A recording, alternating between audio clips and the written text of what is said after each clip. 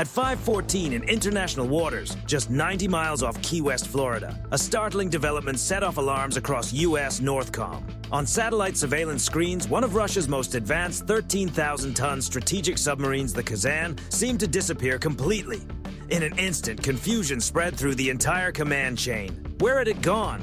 And more importantly, what was it doing so close to America's front door? At that distance, with a submarine like the Kazan in play, even the most unlikely scenario felt far too close for comfort. Across the Atlantic, Moscow was likely confident, convinced the Americans would never track it down. But that confidence was misplaced. What looked like a bold show of force was actually a dangerous gamble, and the U.S. Navy was fully prepared to turn that gamble into a hard lesson. To understand how serious the situation was, you first have to understand the platform itself, the Kazan, a Yasenem-class submarine. This is one of the crown jewels of Russian military engineering, a 456-foot underwater giant built around two things: stealth and strike capability. If older submarines sounded like motorcycles pushing hard down a highway, the Kazan moved more like a luxury electric car sliding through the dark almost unnoticed. Its vertical launch system carries Zircon hypersonic missiles set to reach speeds of Mach 9. In practical terms, that means a target in Florida could be under pressure almost before anyone had time to react. As soon as it entered the Caribbean, the Kazan descended deeper and settled near the thermocline, where warm and cold layers of water meet.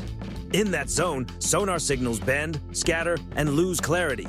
At the same time, the submarine shut down all active emissions and shifted into an ultra-quiet operating mode. But that was only part of the plan. The Russians also used the destroyer Gorshkov and the tugboat Cheeker directly above it, creating a thick blanket of surface noise. Their propellers churned out enough sound to mask whatever was happening below, making it much harder for the U.S. to get a clean read on the submarine's position or intentions. The message from Moscow was impossible to miss. They wanted Washington to know they could create pressure right off the U.S. coastline whenever they chose.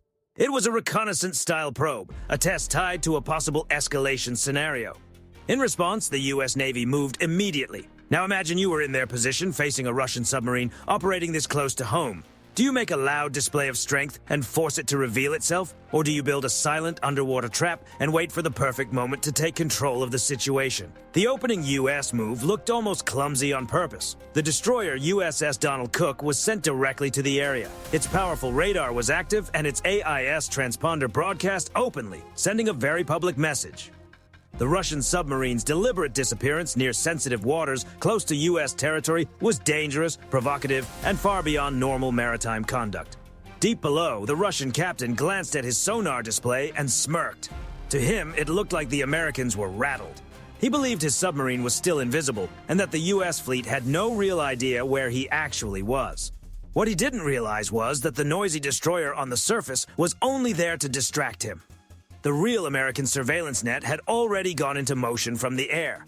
At around 3,000 feet, a P-8A Poseidon appeared and flew a wide, offset pattern, staying far enough away to avoid triggering a sharp defensive response. One by one, it dropped passive sonar buoys into the sea, laying them out in a grid separated by several nautical miles. Each buoy covered a likely turn or escape route, together forming an invisible acoustic barrier across the Kazan's path. And beneath the surface, 400 feet down, another American shadow was already waiting: the fast-attack submarine USS Helena. Data from the buoy network was encrypted and fed directly to Helena's combat systems. Its role was simple and critical. If the Kazan slipped through the outer net, Helena would be the last line waiting in silence. But the Russian captain had no intention of sitting still and waiting to be boxed in. He understood exactly how the Americans operated, and he had prepared a counter.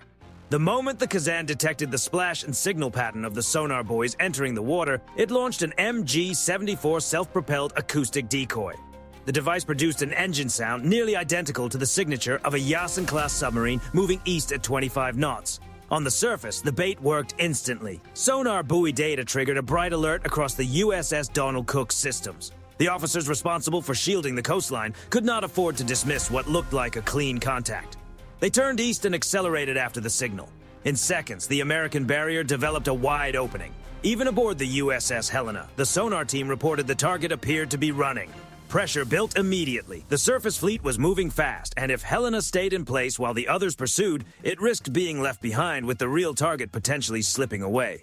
But Helena's captain, an experienced veteran, raised a hand and gave a different order. Hold position. Maintain silence. His instincts were warning him that something felt too neat. Would a submarine as advanced as the Kazan really flee that loudly? Or was this exactly the kind of trap they were expected to chase? It was a brutal decision. If he was wrong, the actual submarine might escape, and the blame would land squarely on him for letting a strategic Russian vessel move freely near the U.S. coastline. The tension inside Helena turned immediate and personal. The crew waited in near darkness and near silence while the rest of the fleet surged after the decoy. The captain's gamble rested on one thing: Helena's signal processing systems. As the submarine remained still, its sonar began adaptive filtering. The system had been listening to the Gorshkov's surface noise for long enough that it started classifying that sound as background interference and filtering it away. And then, at exactly the right moment, everything changed. While the American surface force raced after the false target, Kazan made its next move. It quietly broke toward the Gulf Stream, the loudest and most turbulent underwater highway in the Atlantic. The current offered exactly what it needed: speed, cover, and chaos. But the moment Kazan separated from beneath the Gorshkov and turned west, the sound pattern shifted. The acoustic shield above it changed just enough to expose a crack. On Helena, the sonar operator caught it. A faint signal, almost buried in the noise, peeled away in a different direction. He shouted, "Contact separation! I have a signal breaking west!" In that instant, Kazan was exposed the moment it stepped away from its shield. But the problem was far from over. The roar of the Gulf Stream formed a wall of white noise. Kazan cut its main engines and allowed itself to drift with the current at around 5 knots. It blended so smoothly into the surrounding ocean sound that distinguishing the submarine from the sea itself became incredibly difficult. Inside the USS Helena, the sonar picture turned messy. Environmental noise surged. The operator reported, "Lost target. Too much noise. I can't separate the Russian contact from the current." Faced with the risk of losing everything, the American captain made another bold call. He ordered the deployment of a nearly 30,000-foot towed array sonar cable behind the submarine. The upgraded system gave the Helena a much clearer picture, but it came with a serious trade-off. To avoid snapping the long towed array, the submarine had to slow down drastically. What had been a fast, agile hunter was now moving carefully, almost defensively. Speed was sacrificed for precision. Once the array was fully deployed, the onboard systems began filtering through the noise. Then it appeared, a faint, almost ghost-like signal to the west. Helena adjusted course, closing in cautiously. But the Russians weren't about to sit still. On board the Kazan, the flank array sensors picked up subtle changes in pressure behind them. The captain immediately understood they were still being tracked. Without hesitation, he shifted tactics. Back on Helena, the sonar operator suddenly stiffened, pressing his headset tighter. "Captain, I'm picking up something unusual. High-frequency water noise, almost like a valve releasing pressure." Moments later, the previously clear signal from the Kazan began to warp and scatter, like an image breaking apart underwater. On the sonar display, the angle of the contact started drifting downward. The American captain studied the screen for a split second and immediately understood. He's flooding ballast, dropping below the thermocline. It was a textbook defensive move. Beneath that layer, the colder water would act like a mirror, bending sonar waves away and sending them back upward. In seconds, the signal faded, then vanished entirely. The screen went dark again. Contact lost. For the second time, the Kazan had slipped away. Now the situation became even more dangerous. Helena was dragging a massive cable behind it, limiting maneuverability, while the thermocline effectively blinded its sensors. Meanwhile, Kazan sat hidden below, armed and waiting. One wrong move and the roles could reverse instantly. The American captain knew they couldn't just wait. "Retrieve the array. Dive planes, 15 degrees down. We're going through." The order stunned the control room. This was one of the riskiest moves in submarine operations. Crossing the thermal boundary meant losing sonar clarity entirely for several critical moments. It was like diving blind into unknown territory. No visibility, no warning. As Helena descended, the hull groaned under pressure. 500 feet, 600, 700. The deeper they went, the more the steel frame creaked against the ocean's weight. Then, breakthrough. The moment Helena crossed beneath the layer, the distorted sonar picture snapped into focus. And what appeared froze everyone on board. Kazan was right there, less than 2,000 yards ahead.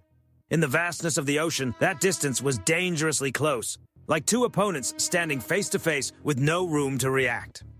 The Russian captain had made a critical miscalculation. He assumed Helena wouldn't risk the dive, so he slowed, preparing an ambush. But now, the hunter had arrived right behind him. Alarms lit up inside Kazan. Instinct took over. The Russian captain ordered an immediate hard turn, swinging the bow directly toward the American submarine. Now both vessels faced each other head-on. Worst case scenario. On Kazan, torpedo tubes open. The unmistakable sound of flooding tubes echoed through Helena's sonar.